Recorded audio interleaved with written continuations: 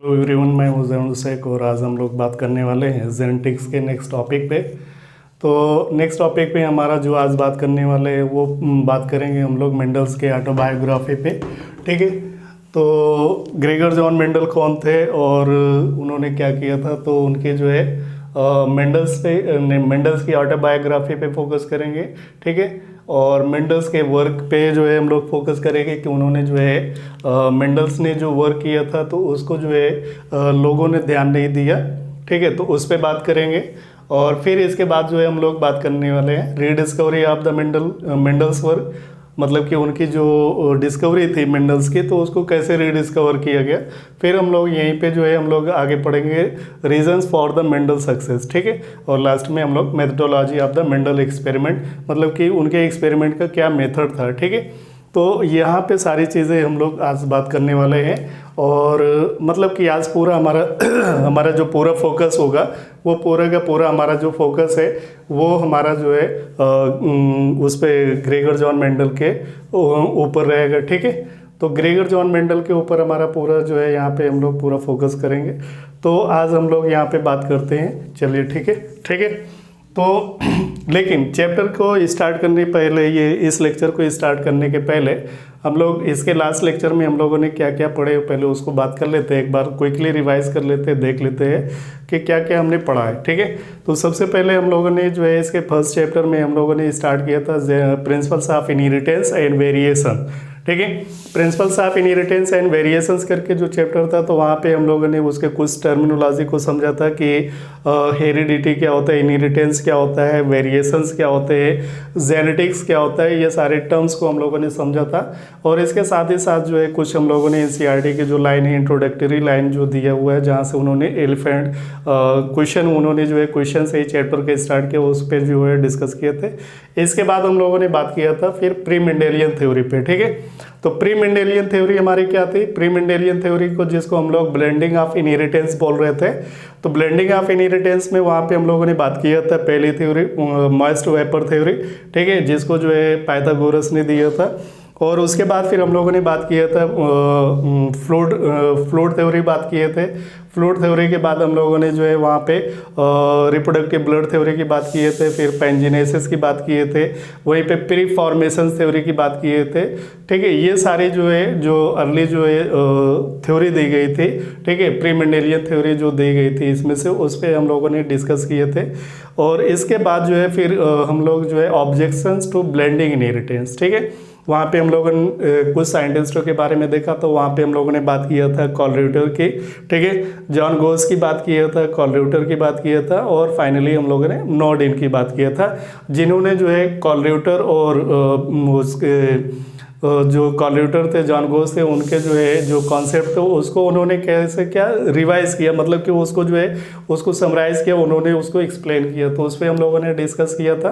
तो इतनी सारी चीज़ें हम लोगों ने वहाँ पे डिस्कस किए थे। तो आज हम उसी के आगे हम लोग बात करने वाले हैं Gregor John Mendel and genetics पे। ठीक है, तो ग्रेगर जॉन मेंडल कौन थे और उनका जेनेटिक्स से क्या रिलेशन था, क्या रिलेशंस था, तो उस चीज़ पे हमारा पूरा फोकस रहेगा। ठीक है, तो पहले चलिए हम लोग बात करते हैं ग्रेगर जॉन मेंडल कौन थे। ठीक है, तो ग्रेगर जॉन मेंडल की अगर हम लोग बात करें तो ग्रेगर जॉन मेंडल जो थे तो इनको हम लोग क्या बोलते हैं बेटा, इनको हम लोग जो है फादर ऑफ जेनेटिक्स बोलते हैं। ठीक है, तो इनको क्या बोला जाता है, फादर ऑफ जेनेटिक्स। ठीक है, अब यहाँ पे ग्रेगर जॉन मेंडल, ठीक है, ग्रेगर जॉन मेंडल, इनको क्या बोला जाता है, मेंडल, इनको क्या बोलते हैं, फादर ऑफ जेनेटिक्स। ठीक है, इनको बोला जाता है फादर ऑफ जेनेटिक्स। ठीक है, तो ध्यान रखना, इनको बोला जाता है ग्रेगर जॉन मेंडल को फादर ऑफ जेनेटिक्स बोला जाता है। ठीक है, तो इनको हम लोग जो है फादर ऑफ जेनेटिक्स क्यों बोलते हैं, तो उसका एक रीज़न ये है कि इन्होंने जो वर्क किया था, ठीक है, मतलब कि जैसे पहले हम लोगों ने बात की है कि तमाम जो साइंटिस्ट थे जिनमें हम लोगों ने नाम गिना है कि कॉलरियूटर, जॉन गोस, नॉर्डिन और दूसरे साइंटिस्ट जो थे वो ऑलरेडी जेनेटिक्स पे वर्क कर रहे थे। ठीक है, लेकिन उनमें जो है जो रिजल्ट आने चाहिए थे वो रिजल्ट उनके नहीं आ पा रहे थे, तो उसकी वजह से जो है जो कॉन्सेप्चुअल जो मैकेनिज्म जो बिल्डअप किया गया था, तो वो ग्रेगर जॉन मेंडल के थ्रू जो है ग्रेगर जॉन मेंडल के थ्रू जो है डेवलप किया गया था, कॉन्सेप्चुअल डेवलपमेंट। तो इसकी वजह से जो है हम इनको क्या बोलते हैं, फादर ऑफ जेनेटिक्स। मतलब फर्स्ट टाइम जो है कॉन्सेप्चुअल जो मेथड था, जो सही तरीके से जो है जो थ्योरी को जो है एक्सप्लेन करने वाले जो साइंटिस्ट थे वो ग्रेगर जॉन मेंडल थे, ठीक है। तो इनके बाद जो है इन्होंने उस चीज़ों के अपनी डिस्कवरी को जो है लॉ के फॉर्म में उसको कन्वर्ट किया था, ठीक है, जिसको हम लोग जो है प्रिंसिपल्स ऑफ इनहेरिटेंस बोलते हैं। तो इन्होंने जो है काफ़ी चीज़ें उसमें जो है डिस्कवर किया, ठीक है। मतलब कि आप ऐसा समझिए कि इन्होंने जो है ग्रेगर जॉन मेंडल ही एक ऐसे वो साइंटिस्ट थे जिन्होंने जो है जेनेटिक्स की इन्होंने बुनियाद रखा, ठीक है। तो इस वजह से इनको हम लोग क्या बोलते हैं, ग्रेगर जॉन मेंडल को फादर ऑफ जेनेटिक्स बोलते हैं, ठीक है। अब इसके बाद जो है फिर अगर हम लोग आगे बात करें तो एक साइंटिस्ट हम लोग ऑलरेडी नाम सुने, W.B. बेटसन, ठीक है। तो बेटसन की हम लोगों ने बात किया था, ठीक है। ये भी काफ़ी जो है इनके काफ़ी कंट्रीब्यूशंस है। तो W.B. बेटसन जो थे तो इन्होंने क्या किया था, इन्होंने जो है इनको हम लोग बोलते हैं फादर ऑफ मॉडर्न जेनेटिक्स। क्या बोलते हैं बेटा, फादर ऑफ मॉडर्न जेनेटिक्स, ठीक है। तो इनको हम लोग जो है फादर ऑफ मॉडर्न जेनेटिक्स बोलते हैं। बेटसन जो है इन्होंने जो है इनको आप शुरू में जब बेटसन ही एक वो साइंटिस्ट थे जिन्होंने जेनेटिक्स टर्म यूज़ किए थे, ठीक है।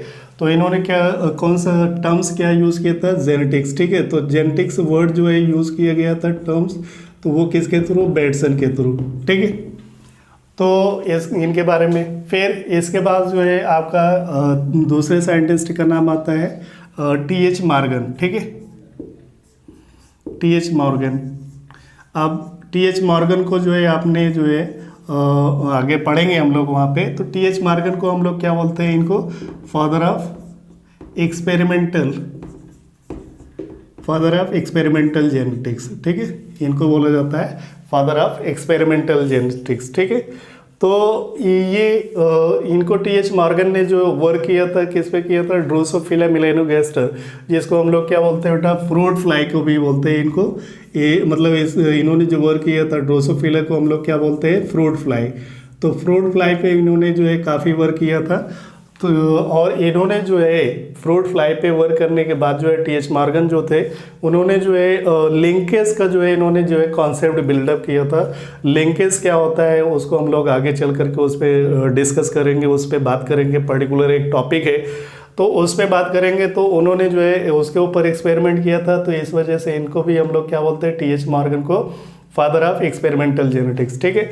फिर एक नाम आता है यहाँ पे ए गैरोड का, ठीक है।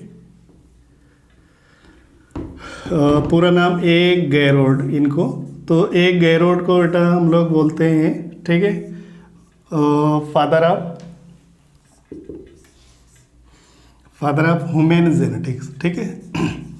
फादर ऑफ ह्यूमन जेनेटिक्स बोला जाता है, ह्यूमन जेनेटिक्स या केमिकल जेनेटिक्स बोलते हैं इनको, ठीक है, केमिकल जेनेटिक्स बोलते हैं। तो फादर ऑफ ह्यूमन जेनेटिक्स या केमिकल जेनेटिक्स जो है इनको हम लोग बोलते हैं। तो कई चीज़ों पे हमने यहाँ पे बात किया कि जो है ये जैसे कि इनको ग्रेगर जॉन मेंडल को हम लोग क्या बोलते हैं, फादर ऑफ जेनेटिक्स बोलते हैं। तो इसके साथ साथ और भी कुछ क्वेश्चन कुछ साइंटिस्ट है जिन पे जो है क्वेश्चन अक्सर के पूछ सकता है, ठीक है, या पूछा गया या पूछ सकता है।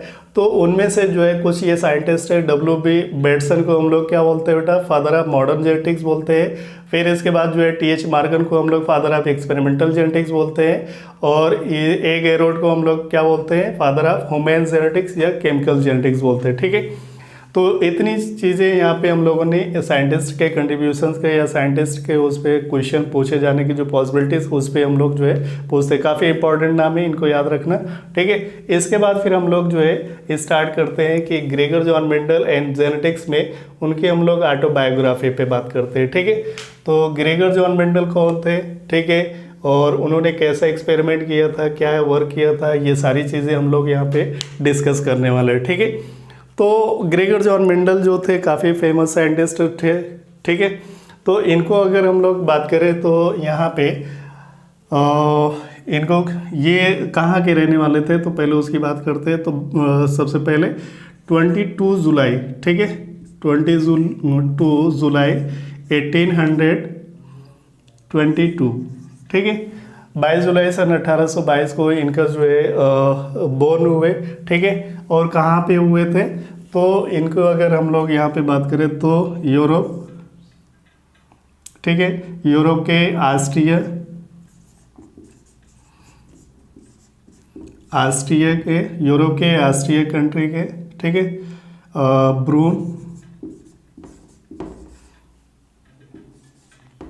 ब्रून के, ठीक है, ऑस्ट्रिया के ब्रून के, ठीक है,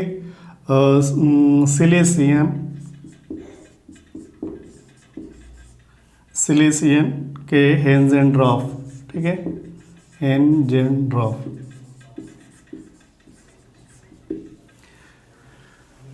तो 22 जुलाई 1822 को यूरोप के ऑस्ट्रिया के ब्रून के सिलेसियन टाउन के हेंजेंड्रॉफ विलेज में एक फार्मर फैमिली में इनका जो है बोर्न हुए। फार्मर फैमिली में इन्होंने जो है जन्म लिया, ठीक है। तो ये कुछ लोग बताते हैं कि ये फार्मर फैमिली थे इनकी, कुछ लोग बोलते हैं गार्डनर थे। तो आपको ये सभी यूज़ करें, गार्डनर फैमिली थी या फार्मर जो है, ठीक है, गार्डनर फैमिली थी या फार्मर फैमिली में, उसमें इन्होंने जो है बोल लिया। आप देखिए यहाँ पे इतना हम डिटेल में इनके बारे में यहाँ पे इसलिए पढ़ रहे हैं या पढ़ेंगे क्योंकि कुछ आपके पूरे बायो में जो है कुछ ऐसे गिने चुने साइंटिस्ट हैं जिनके जो है अक्सर के ऑटोबायोग्राफी पे जो है क्वेश्चन पूछ लेता है, ठीक है।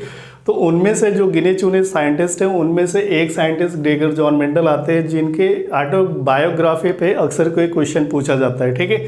तो इसीलिए इनको हम इनकी ऑटोबायोग्राफी के, इनकी जो है लाइफ स्टोरी को हमको डिटेल से पढ़ना है। तो हमने क्या बताया यहाँ पे, हमने ये बताया कि ये जो है 22 जुलाई 1822 को ऑस्ट्रिया के ब्रून सिटी में सिलेसियन टाउन के हेंजेंड्रॉफ में एक फार्मर फैमिली में इनको जो है पैदा हुए। और ऑस्ट्रिया जो था उस टाइम पे, ऑस्ट्रिया जो है अभी जो है इसका चेक रिपब्लिकन कंट्री, मतलब चेक रिपब्लिकन कंट्री के पास जो है ये now is a part of the चेक रिपब्लिकन कंट्री, ठीक है। अब इसको जो है थोड़ा सा ये आप देख लेना, जर्मनी के जो है अगर आप मैपिंग करेंगे तो ऑस्ट्रिया जो है जर्मनी का जो है नेबर कंट्री है, ठीक है, ठीक है। मतलब कि ऑस्ट्रिया के बगल में कौन कौन से कंट्री है, उसमें से आपका एक जर्मनी कंट्री है। तो आप ऐसा समझिए कि जर्मनी के बगल का कंट्री ऑस्ट्रिया है, ठीक है। अब यहाँ पे जो है ये जो है किसका पार्ट है बेटा, अभी अगर हम लोग करेंटली बात करें तो चेक रिपब्लिकन पार्टी का जो है रिपब्लिकन कंट्री का जो है ये हिस्सा हो गया। और इसको जो है अब वहाँ पे जो है पहले ब्रून बोलते थे, अब इसका जो है यहाँ पे ध्यान देना BRNO, यानी कि अब इसका जो है स्पेलिंग ये लिखा जाता है ब्रूनो, ठीक है। सिलेसियन के जो है हमने बताया कि सिलेसियन जो है वहाँ का जो है एक टाउन एरिया था और हेंजेंड्रॉफ के विलेज था, ठीक है। तो वहाँ पे जो है ये बोर्न हुए, ठीक है। अब इसके बाद जो है करीब 22 जुलाई के बाद जो है करीब यहाँ पे अगर हम लोग बात करें तो 1843, ठीक है, वहाँ पे जो है एक मोनेस्ट्री थी, ठीक है, जिसको हम लोग क्या बोलते थे, वहाँ के जो है मोनेस्ट्री को जो है, तो वहाँ पे जो है मोनेस्ट्री थी, ठीक है, सेंट थॉमस मोनेस्ट्री करके थी वहाँ पे। तो वहाँ पे इन्होंने जो है 1843 में जो है सेंट ब्रून के एक सेंट थॉमस एक मोनेस्ट्री थी, एक वहाँ पे चर्च था, तो वहाँ पे इन्होंने 1843 में ज्वाइन किया था, ठीक है। ही ज्वाइन द मोनेस्ट्री, ठीक है। इन्होंने जो है 1800 में Augustinian monastery of Saint Thomas, ठीक है, पूरा नाम क्या था, Augustinian monastery of the Saint Thomas. तो इन्होंने जो है 1843 को जो है अगस्टियन मोनेस्ट्री 3 को जो है इन्होंने ज्वाइन किया, ठीक है।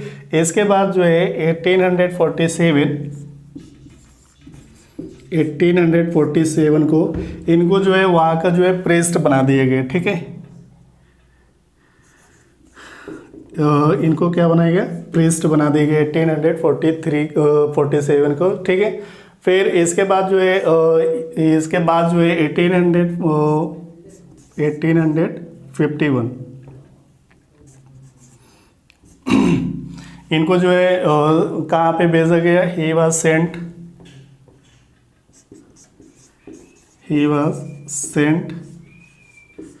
टू वियना, ठीक है। वहाँ पे जो है वियना एक सिटी है ऑस्ट्रिया के, तो वहाँ पे जो है वियना यूनिवर्सिटी में इनको भेजा गया। और वियना यूनिवर्सिटी जो है 1851 को जो है मोनेस्ट्री की तरफ से, ठीक है, अगस्टियन मोनेस्ट्री ऑफ सेंट थॉमस जो मोनेस्ट्री थी, तो वहाँ से इनको जो है वियना जो है भेजा गया। और वहाँ का जो है भेजने का पर्पज़ ये था कि इनको जो है कुछ सब्जेक्ट जो थे, जैसे फिजिक्स हो गया, स्टैटिक्स हो गया, नेचुरल साइंस हो गया, लाइफ साइंस हो गया, ज्योग्राफी हो गया, तो इनको जो है वहाँ पे ट्रेनिंग के पर्पज़ से उस यूनिवर्सिटी में वहाँ पे भेजा गया। और वहाँ से जो है वहाँ से वापस आने के बाद जो है वहाँ से ये जब वियना यूनिवर्सिटी गए और वहाँ से जो है वियना से वापस आने के बाद जो है इन्होंने जो है एज ए जो है मोनेस्ट्री में जो है टीचिंग की टीचर बन करके इन्होंने जो है वहाँ पे अपना जो है स्टार्ट किया करियर। और इसके बाद लगभग वहाँ पे जो है मोनेस्ट्री में इन्होंने जो है करीब वहाँ पे जो है मतलब कि 14 ईयर्स तक इन्होंने अपना वहाँ पे जो है एज ए टीचर जो है वहाँ पे वर्क किया, ठीक है।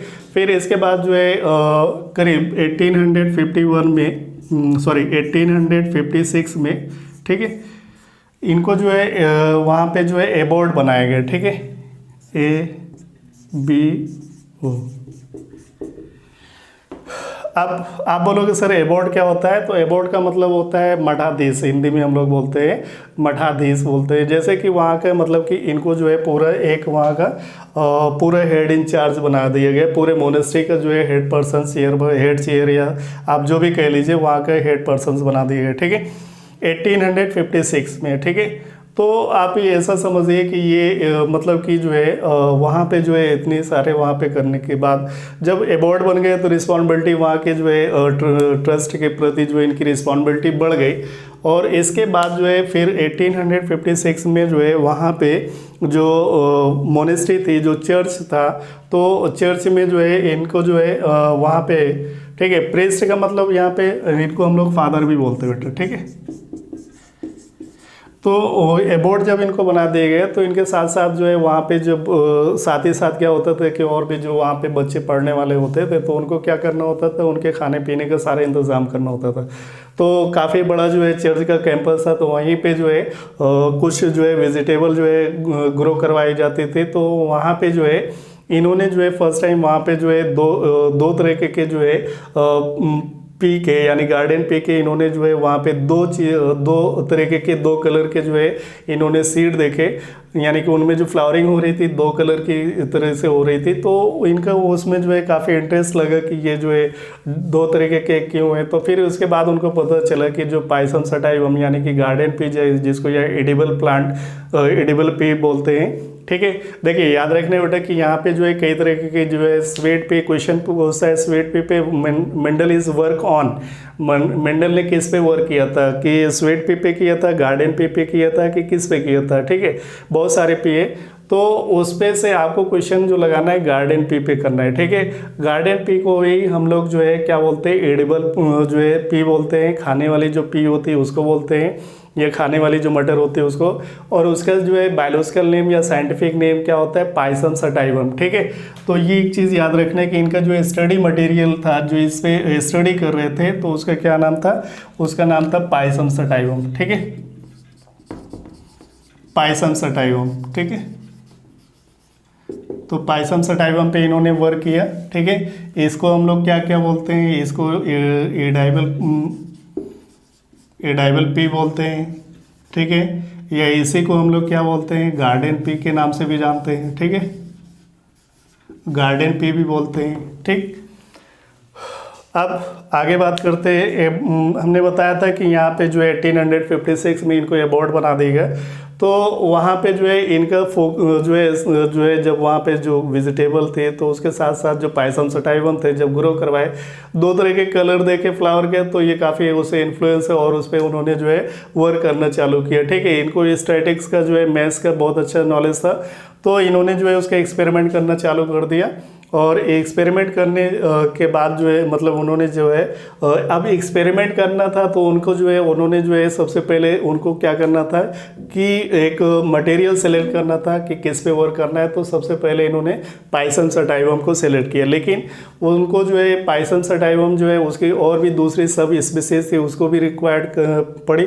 तो इन्होंने जो है स्टार्टिंग में जो है सबसे पहले इन्होंने जो है करीब 34 वैरायटी को जो है इन्होंने अपनी जो फ्रेंड सर्कल था या जो रिलेटिव थे तो उनसे जो है 34 टाइप की जो है पाइथन सटाइवम की वेराइटीज़ को जो है उन्होंने मंगवाया। फिर 34 में से जो है इन्होंने जो है 22 पे जो है फोकस किया और अल्टीमेटली इन्होंने जो सेलेक्ट किया तो सिर्फ जो है 7 जो है अल्टीमेटली जो है 7 तरीके की जो वेराइटीज़ थी पाइथन सटाइवम पे उस पर उन्होंने वर्क किया। ठीक है, तो ग्राउंड लेवल पे जो उन्होंने वर्क किया था वो कितने पे फोकस किया, सिर्फ 7 जो है वेराइटीज़ पे, और उसी को हम लोग आगे पढ़ेंगे, उसको हम लोग बोलते हैं 7 contrasting character of the Python sativum. ठीक है, तो आपको ये याद रखना है कि इन्होंने जो है जो फोकस किया वो कितने पे किया, 7 कैरेक्टर पे। ठीक है, 7 वेराइटीज़ पे। ठीक है, अब यहाँ पे जो है इन्होंने जो वर्क करना स्टार्ट किया तो इन्होंने जो है 1856 से लेकर के इन्होंने एक्सपेरिमेंट जो है स्टार्ट किया। तो एक्सपेरिमेंट कुछ यहाँ पे 1856 से लेकर के 1863 तक। ठीक है, 1855 से लेकर के 1863 तक जो है इन्होंने वर्क किया। तो इस पे क्वेश्चन पूछता है। ठीक है, इस पे क्वेश्चन पूछा जाता है तो यहाँ पे आपको लिखना है। ठीक है, हाइब्रिडाइजेशन एक्सपेरिमेंट किया। ठीक है, हाइब्रिडाइजेशन एक्सपेरिमेंट। ठीक है बेटा, हाइब्रिडाइजेशन एक्सपेरिमेंट किया। ठीक है, कब से कब किया, 1856 से लेकर के 1863 तक किया।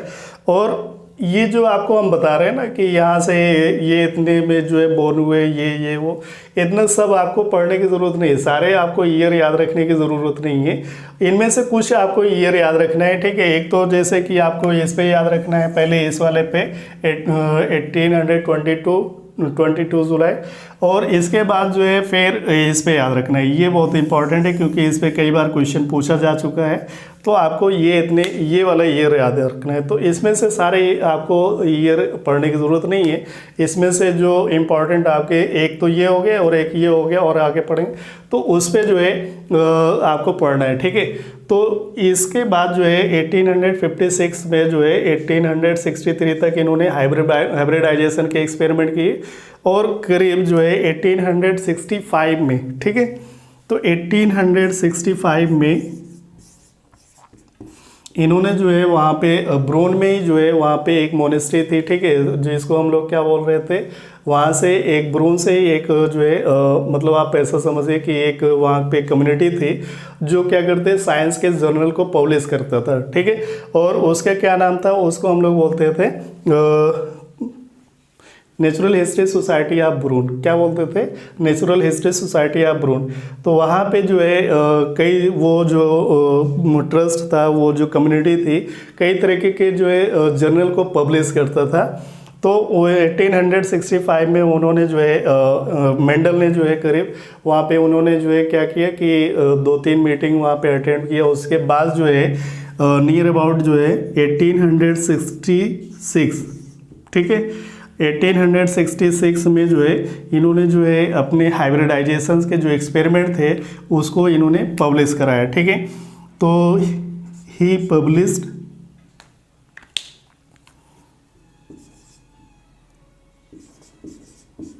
Published his experiment. ठीक है, तो 1866 में जो है इन्होंने जो है अपने जो हाइब्रिडाइजेशन के जो एक्सपेरिमेंट थे उसको इन्होंने पब्लिश करवाए थे। ठीक है, अब यहाँ पे जो है आपको जो पढ़ना है, तो इन्होंने जो आपके काम की बात है, एक तो आपको ये वाला भी ईयर याद रखना है कि जो उनका जो एक्सपेरिमेंट था तो वो उस पर जो है उसको जो है कब उन्होंने पब्लिश कराया। ठीक है, तो 1866 में उन्होंने जो है अपने हाइब्रिडाइजेशन के जो एक्सपेरिमेंट थे उस पर जो है पब्लिश कराया। अब इन्होंने जो पब्लिश कराया था तो वहाँ से जो जर्नल निकलता था तो एक्चुअल में वो जर्मन लैंग्वेज में निकलता था। ठीक है, तो वो जर्मन लैंग्वेज कौन सा था बेटा, जर्नल कौन सा था, जर्मन लैंग्वेज कौन सा था, तो यहाँ पे जर्नल,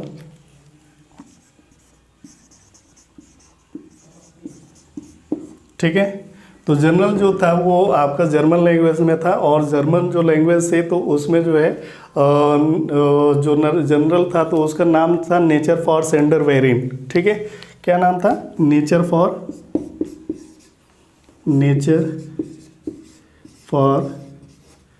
सेंडर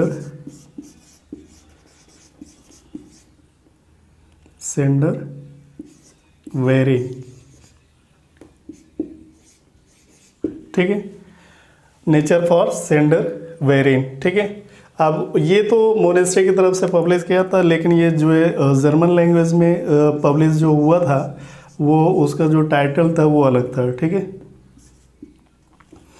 तो उसका नाम था वर्सो ओबर पी फ्लैंजेस हाइब्रिडियन। ठीक है, क्या नाम था, वर्सो ओबर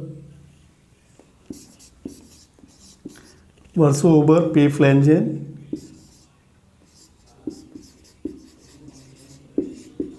हाइब्रिडियन। ठीक है, तो हमने क्या बताया, ये आपके इंफॉर्मेटिव नॉलेज जो है यहाँ पे पॉइंट है।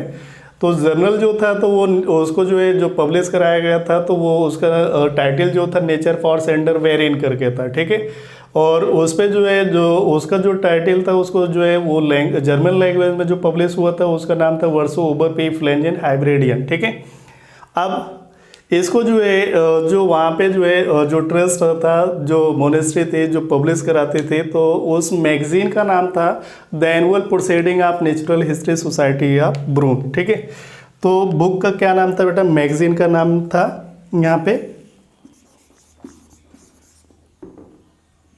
ठीक है, मैगजीन का क्या नाम था, मैगजीन का नाम था the annual proceeding, the annual proceeding natural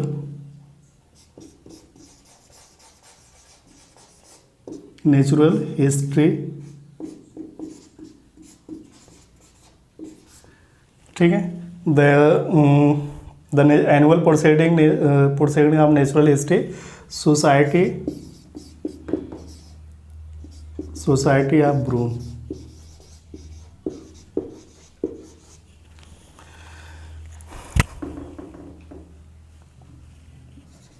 ठीक है, तो इस चीज़ को आप याद रखना। ठीक है, the annual proceeding of natural history society of Brunn. ठीक है, अब बात को समझो। ठीक है, कंफ्यूज नहीं होना। ठीक है, आपको जो याद रखना है बेटा ये याद नहीं करना है। ठीक है, जनरल वाला ये आपके सिर्फ नॉलेज पर्पज से, नेचुरल फॉर सेंडर वेरिन ये आपके नॉलेज में, जर्मन लैंग्वेज में पब्लिश हुआ था वर्सो ओबर पी फ्लैंजेन हाइब्रिडियन। ठीक है, और आपको जो याद रखना है मैगजीन में जो मैगजीन थी तो उस मैगजीन का जो नाम था, जो बुक थी तो उसका नाम था the annual proceeding of natural history society of Brunn. ये आपका इंपॉर्टेंट है। ठीक है, ये इंपॉर्टेंट है आपका। ठीक है, इस बुक को याद रखना है, क्योंकि अब आप बोलोगे सर काफ़ी लंबा चौड़ा नाम है, तो ठीक है, तो आप अगर जो है नेचुरल हिस्ट्री सोसाइटी ऑफ ब्रून भी याद रखोगे तो आपका काम चल जाएगा, क्योंकि जो भी अगर ऑप्शन में आएगा तो आप उसको देख करके आप टिक कर दोगे। ठीक है, तो the annual proceeding of natural history society of Brunn. अब इस बुक के अंदर इनका जो मतलब जो हाइब्रिडाइजेशन के जो एक्सपेरिमेंट थे तो उसका जो टाइटल था उसका नाम था यहाँ पे hybridisation on plant experiment, hybridisation on plant inheritance. ठीक है, ये उनका टाइटल था हाइब्रिडाइजेशन ऑन प्लांट इनहेरिटेंस। ठीक है, ये हम लोग देखें तो इतनी सारी चीज़ें वहाँ पे इन्होंने मतलब कि ये सारी आपका जो है हम लोग ये आपका जो है ग्रेगर जॉन मेंडल की ऑटोबायोग्राफी से रिलेटेड है। हमने एक एक चीज़ बताया कि कब वो बोर्न हुए, कहाँ पे है, और यहाँ पे हम लोगों ने जो है कुछ आपको हमने बताया कि आपको कुछ ईयर याद रखने, सारे ईयर नहीं याद रखने, आपको इसमें से जो है जो मैगजीन है उसका नाम याद रखना है, और इसका जो है टाइटल क्या आता है, हाइब्रिडाइजेशन ऑन प्लांट इनहेरिटेंस। ठीक है, तो आपको यहाँ पे इतना चीज़ें याद रख। चलिए, तो इसके बाद इसको रब करते हैं, हम लोग नेक्स्ट टॉपिक पे बात करते हैं। अभी इसके पहले हम लोगों ने ऑटोबायोग्राफी के मेंडल के फोकस किया, अब इसके बाद हम लोगों को बात करना है मेंडल्स वर्क रिमेन अननोटिस। ठीक है, तो मतलब कि जो है इनके जो ऑटोबायोग्राफी थे उसके बाद जो है मेंडल्स के जो वर्क थे, ठीक है, ये सारी चीज़ें बात करने के बाद तो मेंडल के जो वर्क थे तो उस पे जो है मेंडल के वर्क पे इतनी इम्पॉर्टेंट चीज़ें उन्होंने, इतने अच्छे एक्सपेरिमेंट किया। नियर अबाउट 7 साल तक उन्होंने अपनी लाइफ के जो है बेस्ट दिए, एक्सपेरिमेंट किया उस पर। लेकिन उसका जो है उनके लाइफ में जो है उनके जीते जी उनको जो क्रेडिट मिलना चाहिए था, जो क्रेडिबिलिटी मिलना चाहिए था, वो नहीं मिला उनको। ठीक है, तो उसके जो है क्या रीज़न थे उस चीज़ को हम लोग फोकस करेंगे यहाँ पे।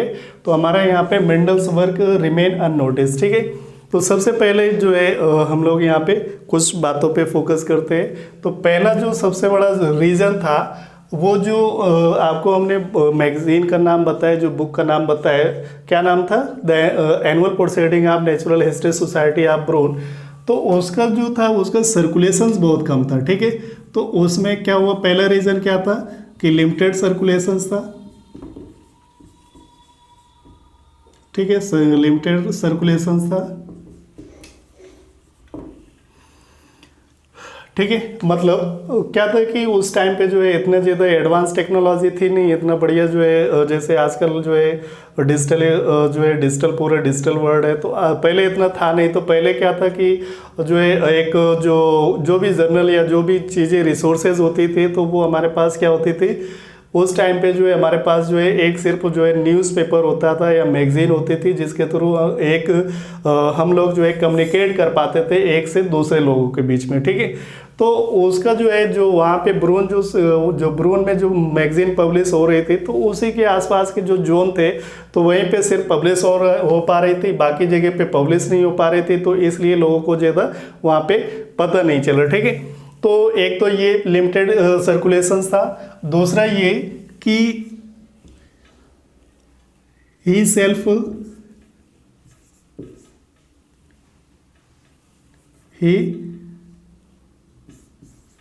कन्विंस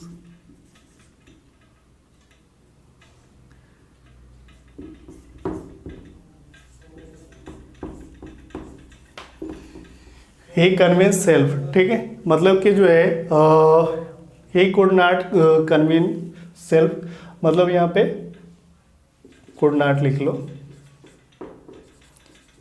मतलब इसका क्या हुआ, he could not convince self. इसका मतलब ये हुआ कि जो है वहाँ पे जब ये एक्सपेरिमेंट कर रहे थे, ठीक है, तो एक्सपेरिमेंट जब ये कर रहे थे तो उस टाइम पे जो है एक बहुत ही फेमस साइंटिस्ट थे जिनका नाम था कार्ल नागेली। ठीक है, तो कार्ल नागेली जो है आपने पहले भी नाम सुना होगा कार्ल नागेली का। ठीक है,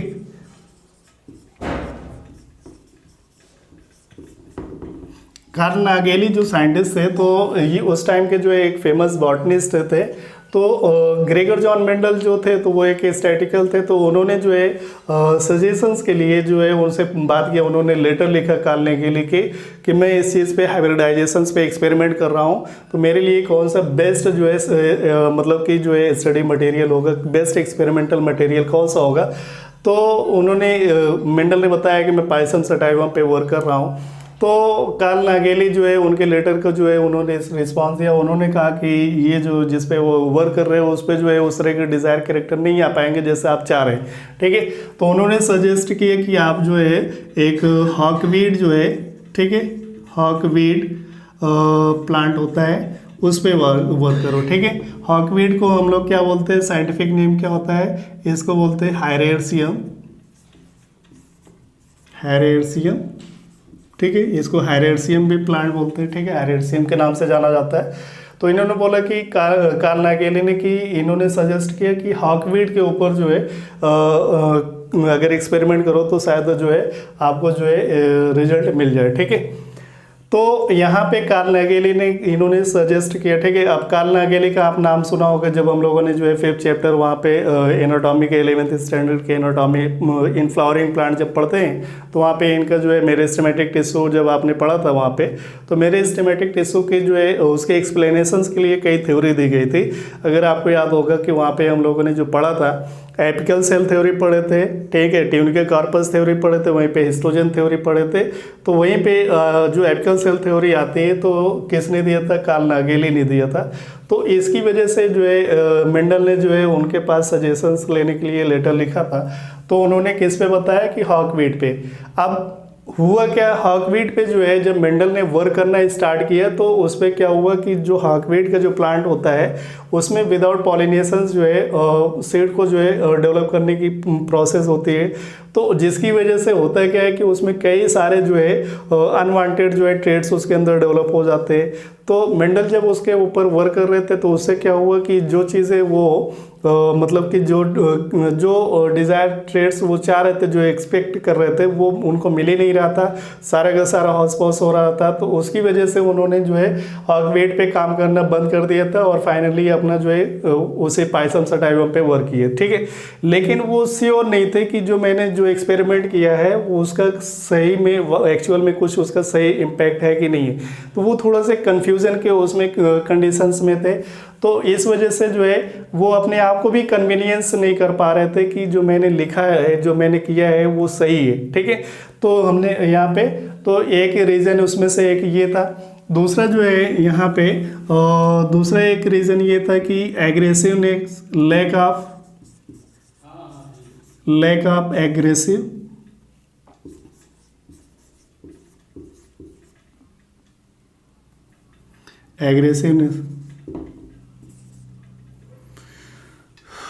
एग्रेसिवनेस, ठीक है। तो यहाँ पे एग्रेशन की उनमें कमी थी, ठीक है। तो लैक ऑफ एग्रेसिवनेस मतलब कि उनमें जो एग्रेशन की कमी थी। मतलब ये ऐसा नहीं है कि जो है मतलब कि जैसे वो थे ना डार्विन, ठीक है। तो वो क्या थे कि पूरे साइंस जो वर्ड था, जो पूरा साइंस का जो ग्लोबल था, तो उसमें पूरा जो है वो पूरे उसमें अपने पूरे उसमें साइंस वर्ड में पूरा तहलका मचा के रखे थे कि नई नई स्पीसीज ऐसे डेवलप होती है, नेचुरल का सिलेक्शन ऐसे होता है, एडॉप्टेशन ऐसे होता है। तो पूरा वो करके एग्रेशन नेचर के थे। लेकिन इनमें क्या था, लैक ऑफ एग्रेशन की कमी थी। मतलब कि बहुत ही शांति, बहुत ही जो है पीसफुल माइंड वाले पर्सन थे। तो इसलिए इन्होंने जो है जब लोगों ने नहीं पढ़ा तो इनको खुद भी लग गया कि यार मैंने जो मतलब वो किया है तो इतना ज़्यादा इफेक्टिव नहीं है, इतना काम का नहीं है। तो इस वजह से तो एक उनमें से रीज़न ये भी है कि लैक ऑफ एग्रेसिवनेस की, ठीक है। फिर एक सबसे बड़ा इनके जो है सबसे बड़े जो मतलब आप ये कह लीजिए सबसे बड़े रीजन थे इनके फेलियर होने का, तो वो थे डार्विन। कौन थे? डार्विन थे, ठीक है। तो डार्विन जो थे तो अपने उस टाइम के जो है मतलब कि जिस टाइम पे इन्होंने पब्लिश कराया था उसी टाइम पे उन्होंने जो है अपनी बुक को पब्लिश कराया था और उसका नाम था origin of new species by natural selections, ठीक है। तो the origin of new species by natural selections जो है वो बुक जो थी वो इतनी जो है उस टाइम पे फेमस हुई थी कि ऐसा बताते हैं कि उस टाइम पे जो है पूरे वर्ल्ड में जो है सबसे ज़्यादा जो बुक पढ़ी जाने वाली थी तो उसमें से वो दूसरे नंबर पे आती थी, ठीक है। तो आप बोलोगे सर पहले नंबर पे, तो पहले नंबर पे जो है बाइबल आता था, पूरे वर्ल्ड में बाइबल को लोग पढ़ते थे। उसके बाद जो है उनके उस टाइम पे जो है दूसरे नंबर पे सबसे पढ़ी जाने वाली जो बुक थी वो Bible the origin of new species by natural selections थी। अब आप समझ लीजिए कि पूरे वर्ल्ड में सबसे ज़्यादा दूसरे नंबर पे बुक पढ़ी जाने वाली हुई तो वो साइंटिस्ट जो है किस लेवल का होगा, ठीक है। तो उसकी वजह से ज़्यादातर जो साइंटिस्ट थे तो वो जो है डार्विन की जो है कॉन्सेप्ट जो उन्होंने दिए थे, ठीक है, कि किस तरीके से जो है जिराफ जो है बॉर्न हुआ, किस तरीके से स्नेक आया, कैसे जो है हमारा जो एंसेस्टर थे वो मंकी थे, तो वो इसी पे सारे लोग उलझे हुए थे। और इसकी वजह से जो है जब उसी बीच में जो है इनका जो है मतलब क्या हुआ कि इनका जो है जर्नल जब पब्लिश हुआ तो इनकी बातों पे किसी ने लोग ध्यान ही नहीं दिया। मतलब कि शोर में इनके जो है जो एक्सपेरिमेंट था, ठीक है, तो वो कहीं इनकी आवाज़ जो है गुम हो गई, एक तरीके से आप ऐसा कह सकते हैं, ठीक है। अब इसके बाद जो है तो एक तो ये दूसरा जो है डार्विन इनके एक रीज़न मतलब रीज़न बने इनके फेलियर होने का। दूसरा जो है एक इनका जो है ये इन्होंने जो है स्टैटिकल जो है इन्होंने यूज़ किया था। मतलब एक इनमें फेलियर होने का एक ये भी रीज़न था कि इन्होंने जो है हाइब्रिडाइजेशन के एक्सपेरिमेंट किया था, तो चूंकि इनको फिजिक्स और स्टैटिक्स का बहुत अच्छा नॉलेज था, तो ये जब पाइसम सटाइवम पे वर्क कर रहे थे तो उसके साथ साथ क्या होता था कि उसका पूरा रिकॉर्ड रखते थे कि इसमें पहले जनरेशन में इतने 1000 सीड मिले, फिर इसमें जो है ये वाले इस कलर के इतने मिले, तो पूरा रिकॉर्ड रखते थे और पूरा एनालिसिस करके उसको उन्होंने पब्लिश कराया था। अब उस टाइम पे ये नया कॉन्सेप्ट था स्टैटिक्स वाला, लोगों का ये पूरा मेंटल उनका सेटअप था कि बायो का मतलब लैंग्वेज टाइप का है, आप उसको एक बार पढ़ोगे तो सही हो जाएगा। तो उस टाइम पे जो है बायो में जो है कोई उम्मीद ही नहीं कर रहा था कि उसमें जो है इस तरीके के स्टैटिक्स के भी तरीके से उसको सोल्यूशंस मिल सकते हैं। तो इस वजह से लोगों की सोच से कहीं आगे उन्होंने जो है ये टर्म्स को यूज़ किया था, मेथड को यूज़ किया था। तो इस वजह से स्टैटिक्स लोगों को समझ में नहीं आते थे बायो में, तो उसकी वजह से एक लोग ध्यान ही नहीं देते थे, ठीक है। तो उसका एक फेलियर ये भी था, ठीक है। तो एक जो है स्टैटिकल प्रॉब्लम आपको बताया कि स्टैटिक्स इन्होंने यूज़ किया था, मैथ्स जो है जेनेटिक्स में यूज़ किया था। फिर इनके बाद कोई फिजिकल प्रूफ नहीं था, ठीक है, फिजिकल प्रूफ नहीं था, ठीक। अब फिजिकल प्रूफ का मतलब क्या हुआ बेटा? फिजिकल प्रूफ का मतलब ये हुआ कि इनके पास जो है, जैसे कि आपने जब हम लोग जो है वहाँ पे द ओरिजिन ऑफ लाइफ जब चैप्टर पढ़ते हैं तो ओपेरिन के जो है ओपेरिन हेल्डाने जो थ्योरी होती है, तो उसका जो है उन्होंने बताया कि भाई किस तरीके से जो है पूरे इस अर्थ पे जो है इस अर्थ का फॉर्मेशंस कैसे हुआ, गैसेस कैसे बनी, क्लाउड कैसे फॉर्मेशंस हुए, फिर इस पे जो है फर्स्ट टाइम जो है कोइसरवेट्स कैसे डेवलप हुए। तो पूरे उन्होंने एक कॉन्सेप्ट दिया था ओरिजिन को, लाइफ की कैसे ओरिजिनेट हुई, पूरा कॉन्सेप्ट दिया। तो उसका एविडेंस किसने दिया था? मिलर ने दिया था। मिलर ने जो है एक पूरा जो है 2 बॉक्स लिए थे, 2 लीटर 3 लीटर उन्होंने लिए और उस पर उन्होंने देख करके इस थंडर स्पार्क करके उन्होंने बताया। तो लोग जितना भी साइंस वर्ड था तो उन्होंने मान लिया कि हाँ इस तरीके से ओरिजिन हुई होगी। इनके पास ऐसा कोई प्रूफ ही नहीं था कि ये दिखा सकते कि ये देखो ये मैंने जो एक्सपेरिमेंट किया ये दिख रहा है। तो फिजिकल प्रूफ था ही नहीं, तो जिसकी वजह से लोग जो है इनकी बातों पे जो है ज़्यादा ध्यान ही नहीं दिए, ठीक है। तो इतनी हम लोगों ने जो है कई चीज़ें इनके फेलियर होने के मतलब कि लोगों ने ध्यान नहीं दिया, नोटिस नहीं किया। तो उसमें से कुछ हम लोगों ने यहाँ पे देखे कि इनके जो है फेलियर होने का या नोटिस मतलब ध्यान ना देने के क्या क्या रीज़न थे, ठीक है। अब इसके बाद जो है फिर हम लोग आगे बात करते हैं rediscovery of the Mendel's work, ठीक है। अब आगे हम लोग बात करते हैं, ठीक है। एक चीज़ वहाँ पे आपको जब हम पढ़ा रहे थे तो वहाँ पे बताना भूल गए कि 1884 में, ठीक है, 1884 में बेटा इनकी जो है 1884 में ब्राइट डिजीज़ की वजह से इनकी डेथ हो गई, ठीक है, डाइड। अब ब्राइट डिजीज़ क्या होता है बेटा? ब्राइट डिजीज़ जो होती है एक इसमें जो है किडनी फेलियर होता है, किडनी फेलियर हो जाती है जिसमें किडनी वर्क नहीं करती है। तो उसकी वजह से इनका जो है इस डिजीज़ की वजह से इनकी डेथ हो गई थी। तो उसमें अब तो इसलिए यहाँ बताया क्योंकि यहाँ पे जो है rediscovery of the Mendel's work, मतलब कि किस तरीके से जो है मेंडल्स के वर्क को जो है रीडिस्कवर किया। तो यहाँ पे 3 साइंटिस्टों का नाम आता है इन अबाउट 1900, ठीक है। 1900 के आसपास करीब 3 साइंटिस्ट थे, जिनमें से पहला जो नाम आता है वो आता है ह्यूगो डी व्रीज का, ह्यूगो डी व्रीज, ठीक है। ह्यूगो डी व्रीज कहाँ के थे बेटा? हॉलैंड के थे, हॉलैंड के रहने वाले थे ह्यूगो डी व्रीज। फिर कार्ल कोरेंस थे। तो कार्ल कोरेंस कहाँ के रहने वाले थे? जर्मनी के थे, ठीक है। फिर एक दूसरे साइंटिस्ट का नाम आता है शेरमार्क, ठीक है, शेरमार्क की आते हैं, ठीक है। ये कहाँ के थे? ये वहीं के थे जहाँ के मेंडल थे, ठीक है, ऑस्ट्रिया के थे।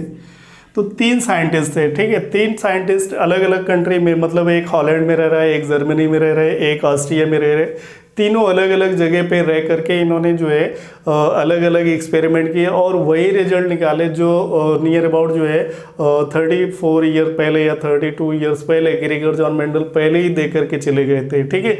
और इन्हीं की डिस्कवरी की वजह से तो लोगों को पता चला कि हाँ ये चीज़ें बहुत पहले किसी मेंडल जैसे साइंटिस्ट ने मतलब कि डिस्कवर करके या एक्सपेरिमेंट करके चले गए, तभी तो उनकी इंपॉर्टेंस बढ़ी। और उन्हीं के जो है जब लोगों को पता चला कि ये तो डिस्कवरी ऑलरेडी हो चुकी है और बहुत पहले हो चुकी है, तो उन्हीं के ऑनर में, उन्हीं के रिस्पेक्ट में जो है लोगों को रियलाइज होता है ना कि जब तक लोगों की जो है जीते जी लोग जो है रिस्पेक्ट नहीं करते, मरने के बाद बोलेंगे वो बहुत अच्छा आदमी था, ठीक है। तो वही चीज़ इनके साथ हुआ कि इनके जो है जब ये डेड हो गए और इनके मरने के जो है 16 ईयर के बाद जो है 3 साइंटिस्ट जो है अलग अलग प्लेस पे रह करके जब डिस्कवर्ड किए, ठीक है, तो इन लोगों को पता चला कि हाँ बहुत इंपॉर्टेंट डिस्कवरी थी। तो कौन कौन से थे साइंटिस्ट, उसमें एक नाम आता है हेगो डी व्रीज का, दूसरा कार्ल कोरेंस का और तीसरा शेरमार्क का, ठीक है। तो हेगो डी व्रीज जो थे तो ये भी एक काफ़ी फेमस साइंटिस्ट है, ठीक है। इन्होंने जो वर्क किया था बेटा, किस पे वर्क किया था, इन्होंने म्यूटेशंस की थ्योरी दिया था, ठीक है। म्यूटेशंस की इन्होंने थ्योरी दिया था। इन्होंने जो वर्क किया था किस पे वर्क किया था, इवनिंग प्रिमरोज पे काम किया था, इवनिंग प्रिमरोज, ठीक है। इवनिंग प्रिमरोज पे वर्क किया था। इसका साइंटिफिक नेम है बेटा ओइनोथीरा लैमार्कियाना, ओइनोथीरा लैमार्कियाना, ओइनोथीरा लैमार्कियाना पे इन्होंने जो है वर्क किया था और इन्होंने म्यूटेशंस के थ्योरी दिए थे। जब हम लोग इवोल्यूशंस पढ़ेंगे तो वहाँ पे इसी में जेनेटिक्स में ही आगे हम लोग म्यूटेशंस वाला कॉन्सेप्ट पढ़ेंगे। तो ओइनोथीरा लैमार्कियाना पे काम किए थे, तो इन्होंने जो है वर्क किया था, ठीक है। अब इसके बाद जो है जो कार्ल कोरेंस थे, तो कार्ल कोरेंस जो थे ये भी काफ़ी फेमस साइंटिस्ट थे जर्मनी के। इन्होंने जो काम किया था वो स्वीट पी पे किया था, किस पे, स्वीट पी पे। अब स्वीट पी पे इन्होंने वर्क किया था, ठीक है। इसका साइंटिफिक नेम क्या होता है बेटा, इसका साइंटिफिक नेम होता है लदायरस ओडोरेटस, ओडोरेटस, ठीक है। और फिर इसके बाद नाम जो आता है शेरमार्क का। इन्होंने जो है ओट पे काम किया था, ठीक है। बहुत सारी डिजीज जो है ओट पे काम किया, वीट पे काम किया, ठीक है। कई सारे जो है उस पे इन्होंने वर्क किए थे, कई प्लांट पे, ठीक है। तो डिजीज़ को जो है कंट्रोल करने के लिए जो है ओट और वीट और दूसरे प्लांट पे इन्होंने वर्क किया था। तो तीनों साइंटिस्ट काफ़ी फेमस साइंटिस्ट थे, हेगो डी व्रीज, कार्ल कोरेंस, शेरमार्क, ठीक है। जब इन्होंने जो है वही चीज़ें जो है बताई सारी चीज़ें, तो लोगों को लगा कि ये जो है ये चीज़ें तो हमने कहीं पढ़ा है, ठीक है। तो जब इन्होंने इसके बाद जो है इन्हीं तीनों साइंटिस्टों की वजह से मेंडल को जो है फिर से मतलब उनको नया जो है एक आइडेंटिटी मिली, नई पहचान मिली इन्हीं साइंटिस्टों की वजह से, ठीक है। तो लोगों को लगे कि यार ये चीज़ें जो आप बता रहे हैं इसको तो हमने कहीं देखा है, कहीं पढ़ा है। तो फिर से उनके जो है जर्नल को, उनके जो है जो उनके जो मैगजीन थे, उनके जो पेपर थे, उसको डिस्कवर किया गया। कहाँ डिस्कवर किया, वहीं जहाँ पे रहते थे, ठीक है, मोनेस्ट्री के, ठीक है। कहाँ पे, अगस्टियन मोनेस्ट्री ऑफ सेंट थॉमस, वहाँ पे गए और वहाँ के उनके जो मतलब क्या था कि वहाँ पे जो उनकी ऑफिस थी, वहाँ पे जो एलमीरा वगैरह रखे थे, तो वहाँ पे जा कर के उनको डिस्कवर किया गया, ठीक है। वहाँ से लोगों ने वो किया। अब आप समझिए कि वो इतने जो है मतलब आप समझिए कि इतना सीरियस थे, इतना कॉन्शियस थे कि एक बार ऐसा बताते हैं कि वहाँ पे जो है जो मोनेस्ट्री थी, वहाँ पे उसमें जो है मोनेस्ट्री में आग लग गई थी, लेकिन उसकी आग लगने के बावजूद उनके जो है जो पेपर थे वो जो है ऑफिस के अंदर बिल्कुल सेफ रखे हुए थे, ठीक है। मतलब इतनी हिफाजत से उन्होंने रखा था, ठीक है। तो यहाँ पे जो है हमने ये सारी चीज़ें देखा कि मेंडल की रीडिस्कवरी कैसे हुई। फिर अब आता है रीजन फॉर मेंडल सक्सेस। अब ये मेंडल मतलब ये मेंडल के जो कौन कौन से रीजन थे जिसकी वजह से उनको सक्सेस मिली, ठीक है। अब सक्सेस वो वाली नहीं है कि उनको जो है लोगों के सामने आ गए, सक्सेस का मतलब उनके एक्सपेरिमेंट में, रीजन फॉर मेंडल सक्सेस, ठीक है। अब reason for Mendel success in his experiment, ठीक है। इसको यहाँ पे थोड़ा सा हम ऐड कर लें, इन हिज एक्सपेरिमेंट, ठीक है।